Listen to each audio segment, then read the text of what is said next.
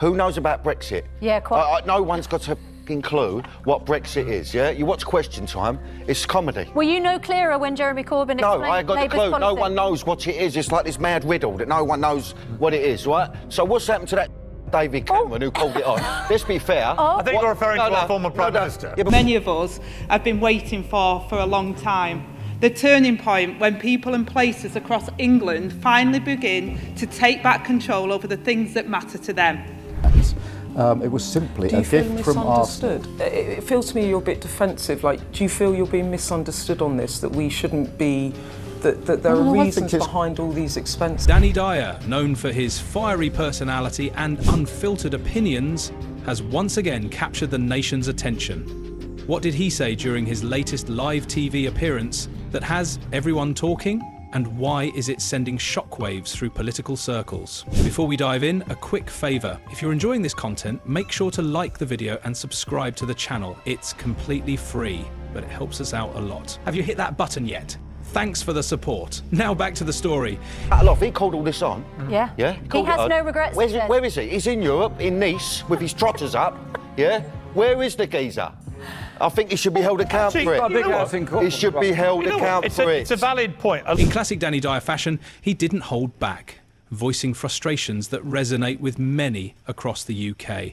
His candid critique offered an unfiltered take on the nation's political state. What sparked this explosive moment? And how did Angela Rayner end up at the centre of his pointed remarks? The most surprising things that's happened this weekend is I found myself in agreement with Angela Rayner, the Deputy Prime Minister, and indeed Housing Secretary. She was doing the Sunday morning media round and was talking about how she wants to, as Housing Secretary, build more homes and end the NIMBY chokehold on... Putting more money in people's pockets.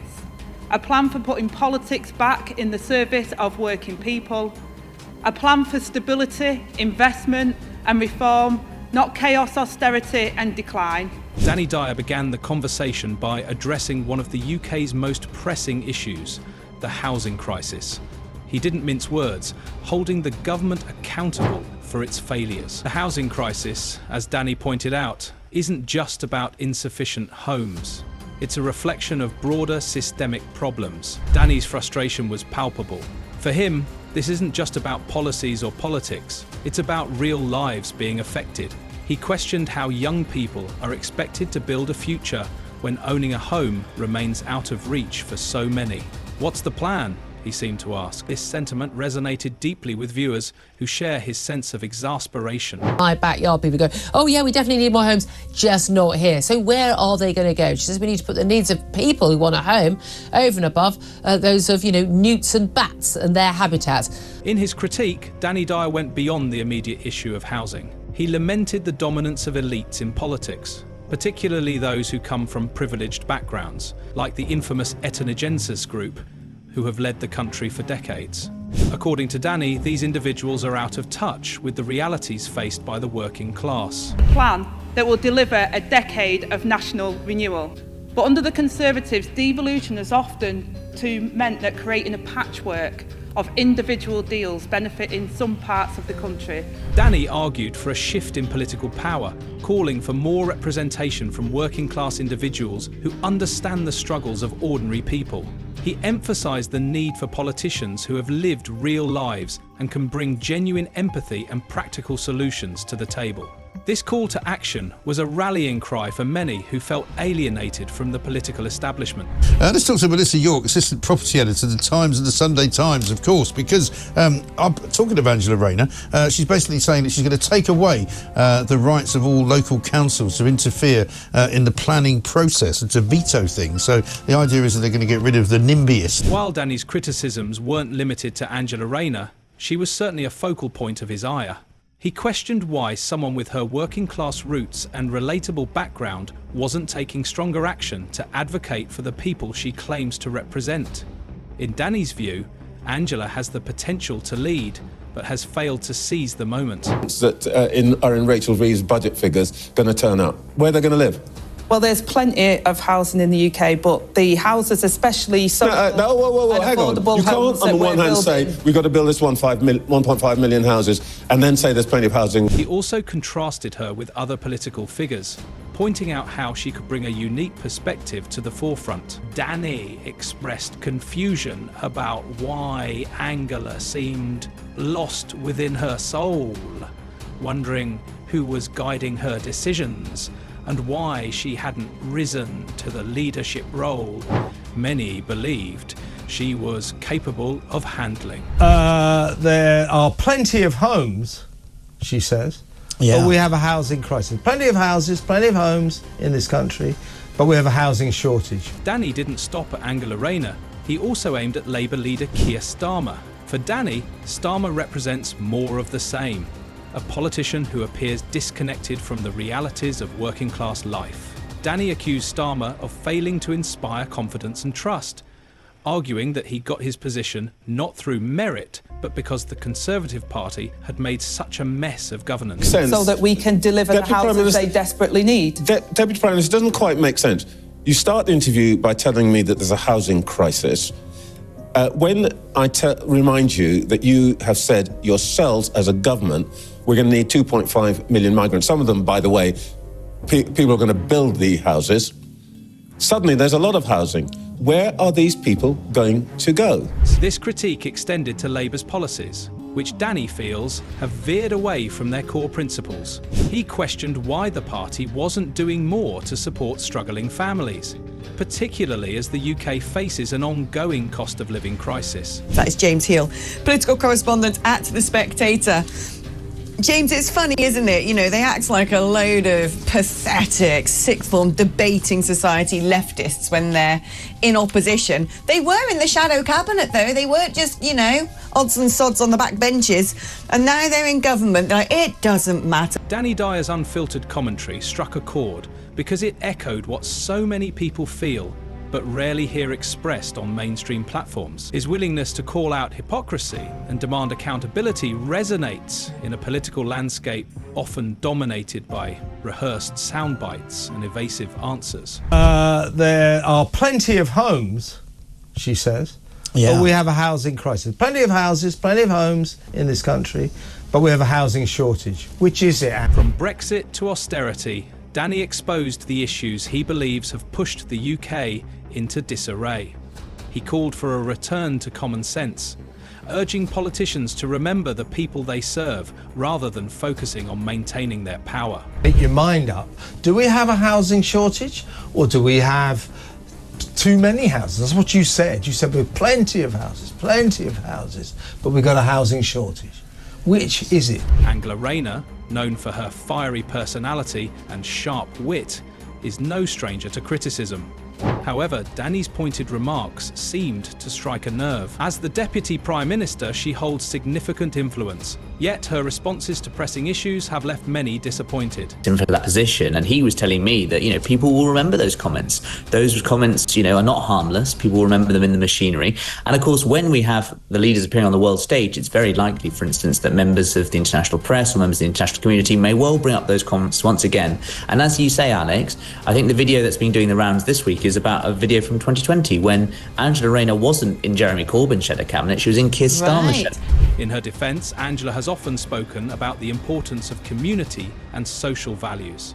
She has championed policies aimed at strengthening worker protections and improving employment standards. However, critics like Danny argue that these efforts fall short of addressing the deeper systemic problems facing the country. Said Conservatives were stealing their pensions. She promised to compensate them in full. Another broken promise. Now they admit we were right all along. But let's ask about another group of pensioners whose trust...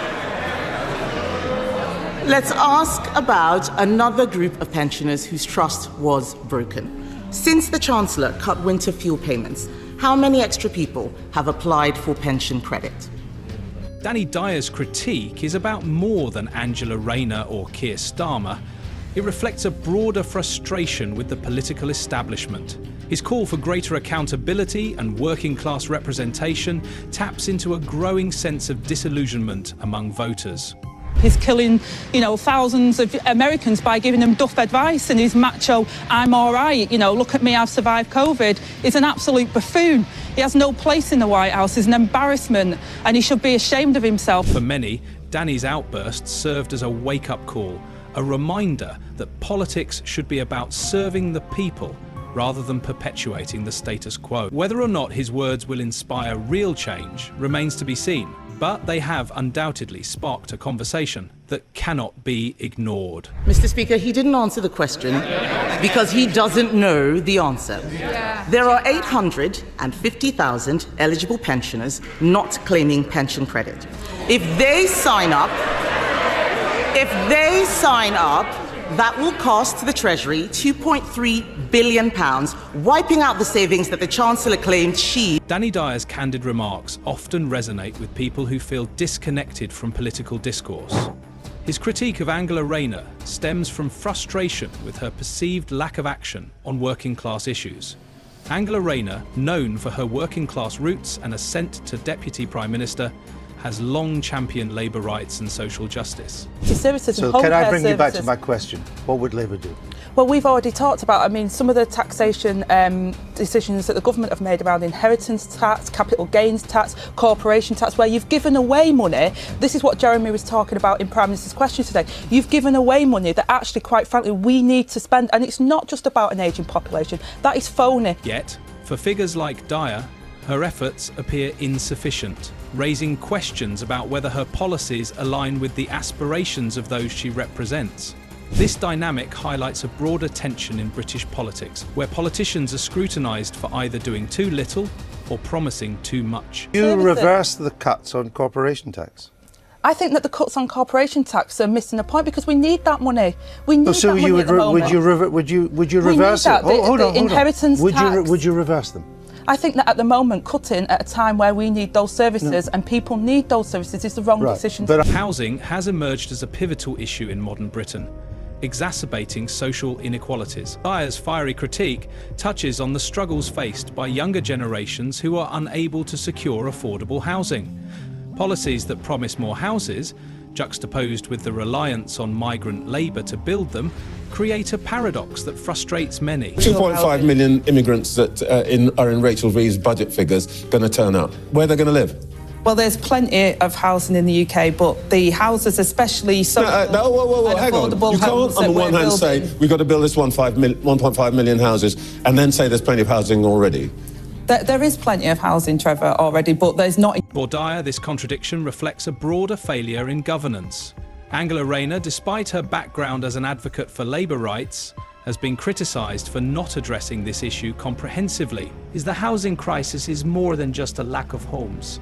It symbolises the growing divide between political promises and tangible outcomes. Embarrassment. I think that woman needs to look in a blimmin' mirror. Maybe Lord Ali can afford to buy her one. The problem we have here, of course, is this isn't the first time in recent months that senior figures who are now, in America, who are going to be part of the Trump administration, have been looking at what's going on in Britain, whether it's talking about the clampdown on free speech. Elon Musk has gone to town on that one. Dyer's outburst underscores a call for a political shift, one that prioritises authentic representation of working-class voices. Dominance of elite educational institutions, particularly in shaping political leaders, has led to a perception of detachment from everyday struggles. Desperately need it. So the homes, especially under our affordable homes programme, which is social and affordable housing, they will be there for people who desperately need them, local people. We've already outlined how we're going to support veterans and people who are fleeing domestic violence.